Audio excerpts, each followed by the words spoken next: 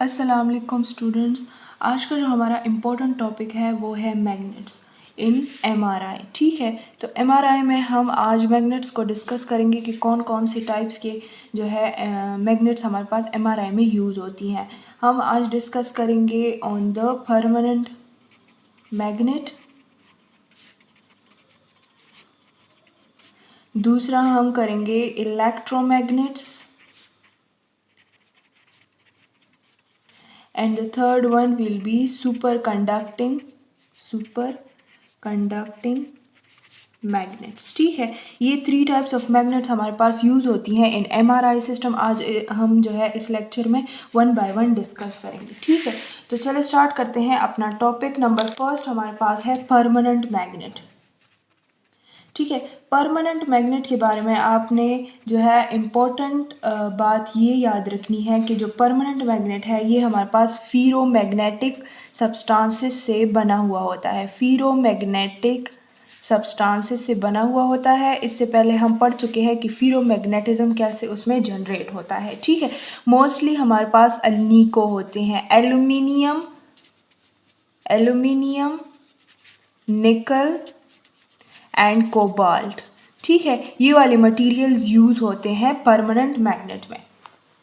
ठीक है, अब ये फॉर एग्जांपल हमारे पास परमानेंट मैग्नेट बन गया। ठीक है, इसको जो है हमने मैग्नेटिज्म जो है वो सप्लाई कर दी और फिर जो है इसको हमने जो मैग्नेटिज्म है उसको स्टॉप कर दी, लेकिन इसमें मैग्नेटिज्म हमारे पास रिटेन होती है।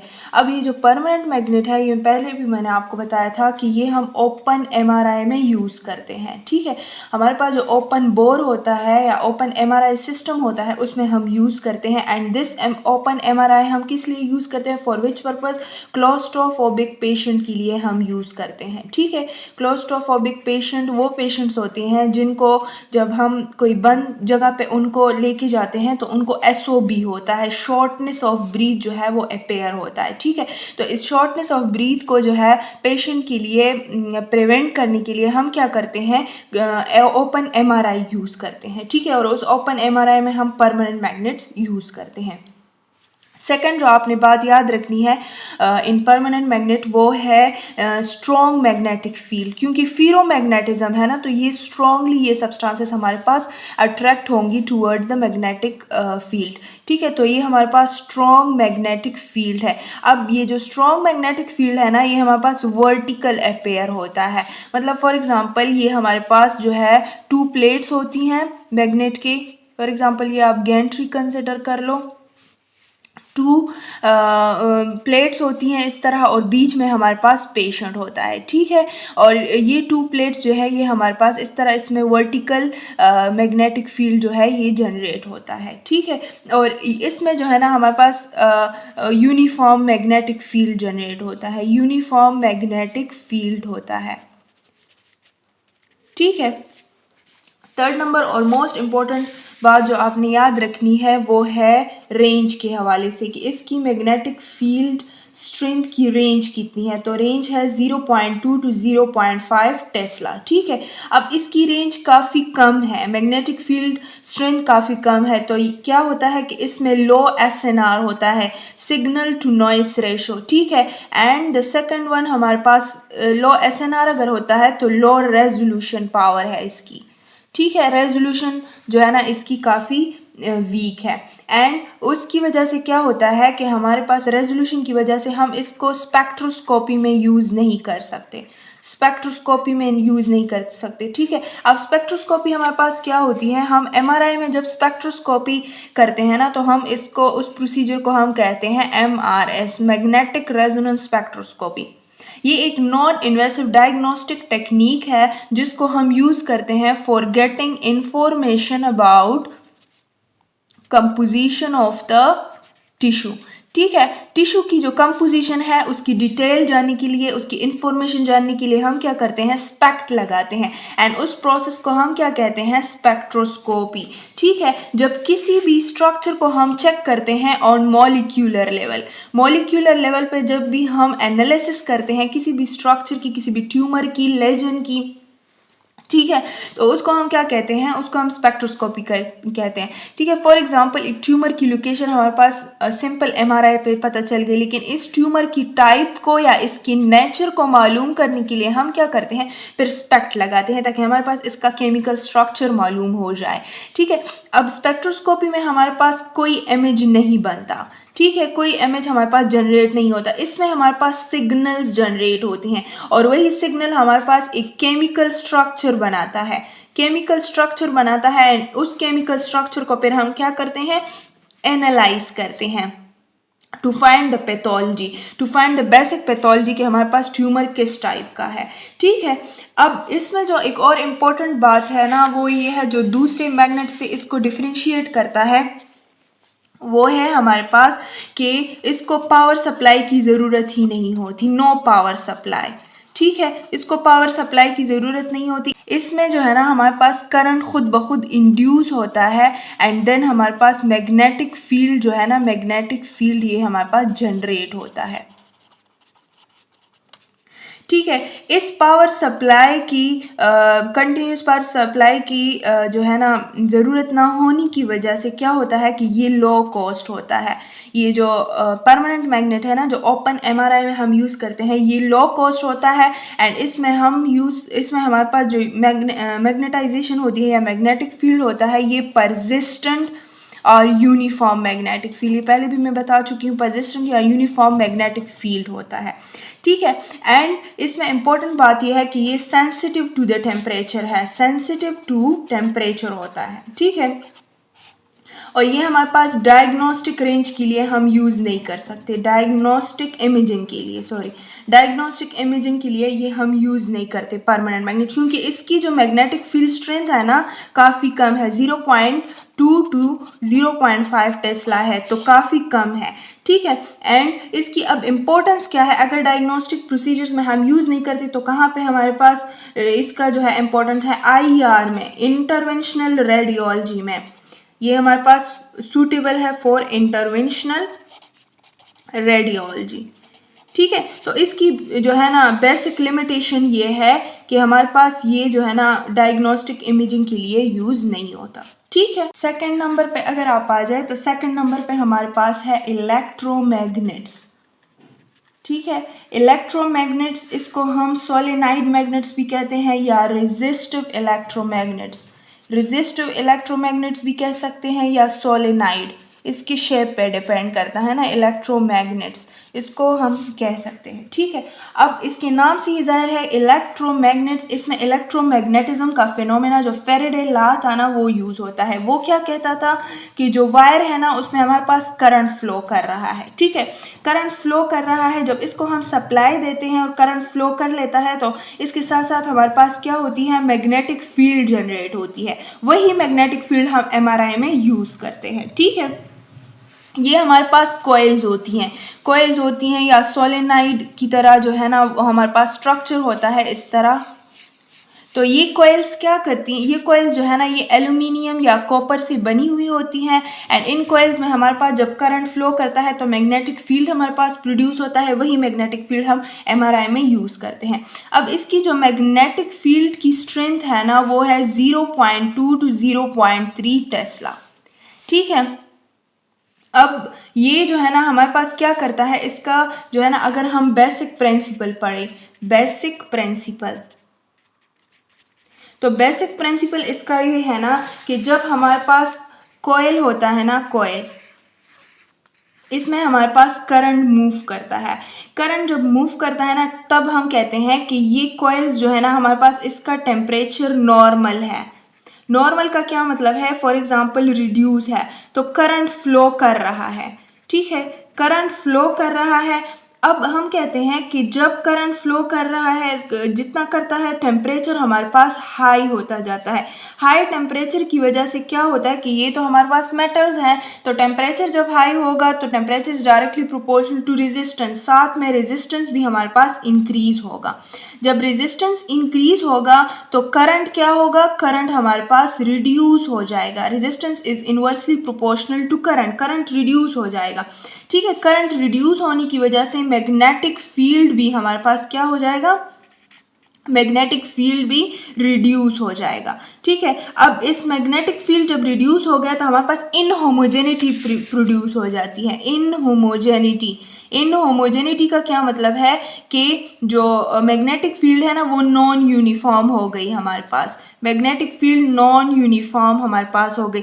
अब इस मैग्नेटिक फील्ड को यूनिफॉर्म करने के लिए हम क्या करते हैं, हम जो करंट सप्लाई है ना वो कंटिन्यूस करते हैं। करंट सप्लाई कंटिन्यूस करते हैं, कंटिन्यूस भी कह सकते हैं, स्टीडी करते हैं। आपके बुक में जो वर्ड यूज हुआ है वो स्टीडी एंड स्टेबल का हुआ है। तो करंट सप्लाई हम स्टीडी एंड स्टेबल करते हैं। ठीक है, अब इस करंट सप्लाई की वजह से क्या होता है कि रेजिस्टेंस हाई होता है, तो उसकी वजह से हमारे पास हीट प्रोडक्शन होती है। प्रोसेस तो चलता रहता है लेकिन ऑन द अदर साइड हमारे पास हीट प्रोडक्शन होती है। अब इस हीट प्रोडक्शन को रिड्यूस करने के लिए हम क्या करते हैं, हम कूलिंग सिस्टम्स लगाते हैं। ठीक है, तो एक तो हमारे पास ये बात हो गई कि हमारे पास कंटिन्यूस सप्लाई है। ठीक है, क्या कंटिन्यूस सप्लाई हम देते हैं। ठीक है, और दूसरी बात हमारे पास हम कूलिंग सिस्टम यूज़ करते हैं। और इन दो वजहों की रीजंस की वजह से क्या होता है कि ये हमारे पास एक्सपेंसिव होता है, ये वाला मैग्नेट। ठीक है, ये जब हम यूज़ करते हैं वो वाला सिस्टम हमारे पास क्या होता है, एक्सपेंसिव होता है। ठीक है, इम्पोर्टेंट बात आपने ये याद रखनी है कि जो इलेक्ट्रोमैग्नेट है ना ये परमानेंट मैग्नेट की तरह जो है वो टेम्परेचर सेंसिटिव है। जब टेम्परेचर सेंसिटिव है तो हम क्या करते हैं, हम उसके लिए कूलिंग सिस्टम जो है वो यूज़ करते हैं। ठीक है, सेकंड नंबर बात ये है कि उसमें हमारे पास सिर्फ जो परमानेंट मैग्नेट था उसमें वर्टिकल मैग्नेटिक फील्ड जो था वो प्रोड्यूस होता था। इसमें vertical plus horizontal magnetic field जो है वो जनरेट होता है। एंड इसका फ़ायदा क्या है कि हमारे पास कोई फ्रिंजिंग फील्ड जो है ना वो फ्रिंजिंग फील्ड हमारे पास प्रोड्यूस नहीं होती। कोई जो है ना मैग्नेटिक फील्ड का जो बोर है ना उससे जो है आगे पीछे कोई फील्ड नहीं जाती, बस सिर्फ पेशेंट से गुजर के हमारे पास सिग्नल्स जनरेट करती हैं। ठीक है, अब हमारे पास जो दूसरा इम्पोर्टेंस है ना वो है कि ये हमारे पास easily switch off and on हो सकती है। ठीक है, ड्यूरिंग इमरजेंसी, अगर कोई इमरजेंसी है, कोई मेटल वगैरह जो है डिटेक्ट हो गया है पेशेंट में, कोई पेस मेकर वगैरह इस तरह है, तो हम इसको जो है ना इजीली ऑन एंड ऑफ कर सकते हैं। ठीक है, दूसरा ये हमारे पास स्मॉलर है, मतलब थोड़ी सी जगह ये जो है हमारे पास पकड़ता है। वेट भी इसका काफ़ी कम है दूसरे मैग्नेट से। हमारे पास इसका वेट होता है 210 जो कि हमारे पास इक्वल होता है 2000 kg के। ठीक है, इसका जो है ना कॉस्ट बहुत ज़्यादा होता है, इसका ये एक लिमिटेशन है आप इसको कह सकते हैं। और हमारे पास कॉस्ट क्यों ज़्यादा होता है, एक तो मैंने बताया कि सप्लाई की वजह से, पावर सप्लाई की वजह से, and the second one is cooling system की वजह से। ठीक है, तो इसका ये आप एक ड्रॉबैक कह लो या लिमिटेशन कह लो कि इसका कॉस्ट हमारे पास ज़्यादा होता है। ठीक है, तो ये था हमारे पास जो है दूसरा type of the magnet, electromagnet. Third number जो कि हमारे पास है एंड द मोस्ट इम्पॉर्टेंट है सुपर कंडक्टिंग मैग्नेट्स। ठीक है, अब इसमें क्या होता है, अब इसमें ऐसे मटेरियल्स यूज़ होते हैं ना, ऐसे मेटल्स हम यूज़ करते हैं ना, या ऐसे इन मेटल्स को जब हम कंबाइन करते हैं तो इससे हमारे पास एलॉय बन जाता है। ठीक है, अब ऐसे मेटल्स हम इसमें यूज़ करते हैं जो कि हमारे पास, जिसको हम टेम्परेचर थोड़ा सा भी दे दें तो वो हमारे पास सुपर कंडक्टर्स हो जाते हैं। सुपर कंडक्टर्स मतलब कि हमारे पास उसका रेजिस्टेंस जो है ना, रेजिस्टेंस वो बिल्कुल लॉस कर देते हैं एंड करंट उसमें हाई हो जाता है, हाईली जो है ना हाई स्टीडी करंट उसमें फ्लो करता है। ठीक है, और एक दफ़ा जब ये हमारे पास सुपर कंडक्टर बन जाए ना तो ये तब तक जनरेट होता है जब तक इसका टेम्परेचर क्रिटिकल टेम्परेचर तक पहुंच ना जाए। जब क्रिटिकल टेम्परेचर हम जो है पहुंच जाता है तभी हमारे पास जो है ना ऑफ हो जाता है, दोबारा हम जो है ना पावर सप्लाई देते हैं। ठीक है, लेकिन हमारे पास तब तक ये जनरेट होता है जब तक क्रिटिकल टेम्परेचर हमारे पास पहुंच ना जाए।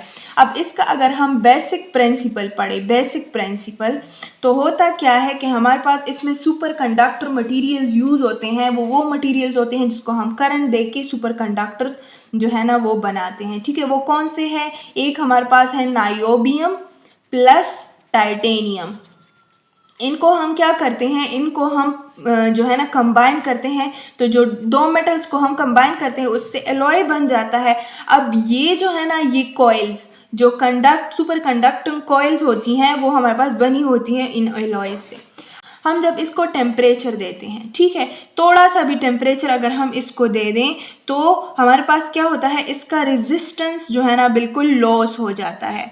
रेजिस्टेंस लॉस हो जाता है। जब रेजिस्टेंस, हमने कहा था कि resistance is inversely proportional to current, ठीक है, resistance is inversely proportional to current. अब रेजिस्टेंस बिल्कुल ज़ीरो हो गया तो करंट हमारे पास जो है ना वो ज़्यादा हो जाएगा, हाई हो जाएगा, ठीक है। अब ज़्यादा से ज़्यादा करंट जो है ना वो फ्लो कर रहा है, ठीक है। अब तब तक ये वाली जो हमारे पास सुपर कंडक्टिंग कॉइल्स है जो नाइओबियम एंड टाइटेनियम से बनी हुई होती है, अब ये सुपर कंडक्टर हमारे पास एक खास टेम्परेचर पे बन गया। अब इसमें हमारे पास करंट तब तक फ्लो होगा जब तक कोई क्रिटिकल टेम्परेचर पहुंच नहीं जाता, तब तक ये इनर्जाइज्ड होगा, तब तक ये हमारे पास मैग्नेटिक फील्ड जनरेट करेगा। जब क्रिटिकल टेम्परेचर पहुंच जाएगा तब ये हमारे पास काम करना छोड़ देगा, मैग्नेटिक फील्ड जो है ना वो ऑफ हो जाएगी, ठीक है। इसके लिए हमारे पास कोई कंटिन्यूस सप्लाई की ज़रूरत नहीं होती, जैसे हमारे पास उधर होती थी इलेक्ट्रोमैग्नेट में। इसमें हमारे पास कोई कंटिन्यूस सप्लाई, पावर सप्लाई नहीं होती, ठीक है। ये इंपॉर्टेंट आपने बात याद रखनी है जो दूसरे मैग्नेट से इसको डिफरेंशिएट करती है, ठीक है। अब जो है ना सुपर कंडक्टिंग मैग्नेट्स के हमारे पास 3 इंपॉर्टेंट कंपोनेंट्स होते हैं, 3 कंपोनेंट्स, ठीक है। फर्स्ट नंबर जो है ना हमारे पास हम बात करते हैं वायर की, ठीक है। जो हमारे पास सुपर कंडक्टिंग मैग्नेट्स में जो वायर होती है ना वो सर्कुलर शेप में हमारे पास प्रेजेंट होती है इस तरह। इसका जो लेंथ होता है ना, लेंथ ये हमारे पास होता है 3 किलोमीटर, सही है, 3000 मीटर लॉन्ग होता है। अगर ये इतना लॉन्ग होता है तो इतनी छोटी जगह पे कैसे जो है ये एडजस्ट होता है, तो इसमें इंटरकनेक्टिंग जॉइंट्स होती हैं, इस तरह इंटरकनेक्टिंग जॉइंट्स होती है जिसको जो है ना इंटरकनेक्टिंग जॉइंट्स होती है जो इसको जो है ना वायर्स को एक दूसरे के साथ कनेक्ट करती हैं। इसका लेंथ जो है ना थोड़ा सा रिड्यूस नज़र आता है हमें, ठीक है। ये वायर हमारे पास सर्कुलर प्रेजेंट होती है। अब होता क्या है, जब हम इसका टेम्परेचर क्या करते हैं, टेम्परेचर हम इसको देते हैं 10 केल्विन टेम्परेचर हमने दे दिया, ठीक है। अब 10 केल्विन टेम्परेचर पे क्या होता है, नाइओबियम टाइटेनियम एलॉय जो है ना ये हमारे पास ये तो एलॉय थी ना, मतलब मेटल्स थे, ये सुपर कंडक्टिंग बन जाते हैं, सुपर कंडक्टर्स बन जाते हैं, ठीक है। कौन से टेम्परेचर पे, ये एमसीक्यू पॉइंट ऑफ व्यू से आपने याद रखना है 10 केल्विन पे, ठीक है। 10 केल्विन पे जब ये सुपर कंडक्टर हमारे पास हो जाते हैं तो हमने क्या कहा कि सुपर कंडक्टर्स की क्या प्रॉपर्टी है कि रेजिस्टेंस हमारे पास जो है ना इन्वर्सली प्रोपोर्शनल टू है करंट। अब रेजिस्टेंस रिड्यूस हो गई, ज़ीरो इक्वल टू ज़ीरो हो गई और करंट हमारे पास मैक्सिमम हो गया, हाई हो गया। अब इसमें करंट तब तक फ्लो करेगा जब तक कोई क्रिटिकल टेम्परेचर जो है ना वो आ नहीं जाता। जब करंट फ्लो करेगा तो मैग्नेटिक फील्ड जो है ना वो भी हमारे पास क्या होगी, इसमें जनरेट होगी, ठीक है। अब ये जो कोइल्स होती है ना, कोइल्स की अपनी जो है ना स्ट्रक्चर होती है। जो कोइल्स होती हैं ये हमारे पास प्रेजेंट होती है इन द कॉपर मैट्रिक्स। इसके लिए एक अलग सा जो है ना मैट्रिक्स बनाया जाता है, इसको हम कहते हैं कॉपर मैट्रिक्स, ठीक है। कॉपर मैट्रिक्स होता है एंड इस पे हमारे पास जो कोटिंग हुई होती है वो एल्यूमिनियम की कोटिंग हुई होती है, ठीक है। अब जो है ना दूसरा जो हमारे पास कंपोनेंट है ना इम्पोर्टेंट वो है helium and the third one हम नाइट्रोजन की बात करते हैं। अब ये जो हीलियम और नाइट्रोजन होता है ना ये हमारे पास लिक्विड फॉर्म में होता है, liquid nitrogen and liquid helium, ठीक है। इसको हम कहते हैं, इन दोनों को मिल कहा जाता है कायरोजेंस। कायरोजेंस हमारे पास क्या होती हैं, हम कायरोजेंस कहते हैं जो हमारे पास हीट रिड्यूस करती हैं, किसी भी एलिमेंट का हीट रिड्यूस करती हैं, ठीक है। अब हीलियम क्या करता है, फर्स्ट हम हीलियम का जो है ना वो प्रॉपर्टी पढ़ते हैं कि हमारे पास हीलियम कैसे हीट रिड्यूस करता है और किस चीज़ का करता है। हीलियम क्या करता है कि जो हमारे पास ये कोइल्स होती है ना, कोइल्स जो सर्कुलर शेप में हमारे पास प्रेजेंट होती है, इसके साथ हीलियम की कोटिंग हुई होती है ना, तो ये हीलियम क्या करता है, इन वायर्स का मैंने पहले भी बता दिया कि वायर्स में जब हमारे पास करंट फ्लो करता है तब हमारे पास इसका हीट जो है ना हमेशा ज़्यादा रहता है, ठीक है। अब ये हीलियम इस वायर्स का क्या करता है, हीट रिड्यूस करता है, हीट या हम इसको टेम्परेचर भी कह सकते हैं, टेम्परेचर क्या करता है, इसका रिड्यूस करता है अप टू 4 केल्विन, ठीक है, अप टू 4 केल्विन इसका जो है ना टेम्परेचर रिड्यूस करता है। अब अगर ये टेम्परेचर इसने रिड्यूस कर लिया तो कैसे करेगा, ये खुद हीट लेगा ना। अब ये हमारे पास बॉयल भी हो सकता है, हीलियम हमारे पास वहाँ पे बॉयल भी हो सकता है, ठीक है, या हीलियम जो है ना हीट लीक भी हो सकता है, हीट लीकेज भी हमारे पास हो सकती है। अब इस कंडीशन को प्रिवेंट करने के लिए हम लिक्विड नाइट्रोजन यूज़ करते हैं, ठीक है। अब जब हीलियम हमारे पास बॉयल होगा तो ये हमारे पास इवेपोरेट होगा ना। अब इस एवेपोरेशन को प्रिवेंट करने के लिए हम क्या करते हैं, हम लिक्विड नाइट्रोजन यूज़ करते हैं, ठीक है। लिक्विड नाइट्रोजन के हमारे पास इंपॉर्टेंट 2 फंक्शंस है, ठीक है। एक तो ये है कि ये हमारे पास प्रिवेंट करता है, प्रिवेंट इवेपोरेशन ऑफ हीलियम, ठीक है। ये हीलियम के इर्द गिर्द जो है वो प्रेजेंट होता है, हीलियम के अराउंड प्रेजेंट होता है, जो कोयल है उसके अराउंड हीलियम प्रेजेंट होता है और जो हीलियम है इसके अराउंड हमारे पास नाइट्रोजन प्रेजेंट होता है, लिक्विड नाइट्रोजन, और इसको मिलके क्या कहा जाता है, कायरोजेंस, ठीक है। जो हीलियम होता है ये हीट रिड्यूस करता है कोयल की और जो नाइट्रोजन होता है ना ये हीट रिड्यूस करता है हीलियम की, ठीक है। अब हमने पढ़ा कि जो नाइट्रोजन है इसका फर्स्ट एंड प्राइमरी फंक्शन तो ये है कि prevent evaporation of the helium करता है। दूसरा जो है ना ये हमारे पास प्रिवेंट करता है क्या, exchange of heat between helium and environment, ठीक है। एनवायरनमेंट और हीलियम के दरमियान क्या करता है, ये हमारे पास हीट को रिड्यूस करता है, जो है वो एक्सचेंज ऑफ हीट को रिड्यूस करता है। अगर मैं आपको दिखा दूं, आपके बुक में स्ट्रक्चर गिवन है, ये स्ट्रक्चर है, फॉर एग्जाम्पल आप इधर देख सकते हैं, ये हमारे पास कोयल है, कोयल के इर्द गिर्द हमारे पास हीलियम है, लेकिन हीलियम के इर्द गिर्द हमारे पास क्या प्रेजेंट है, लिक्विड नाइट्रोजन प्रेजेंट है, ठीक है। ये लिक्विड नाइट्रोजन क्या करता है कि ये एक्सचेंज ऑफ हीट को प्रिवेंट करता है between the helium and the environment, ठीक है। तो ये हमारे पास पूरा का पूरा स्ट्रक्चर हो गया of the super conducting magnet, ठीक है। ये हमारे पास मैग्नेटिक बोर है, यहाँ पे हमारे पास पेशेंट जो है ना वो प्रेजेंट होता है, ठीक है।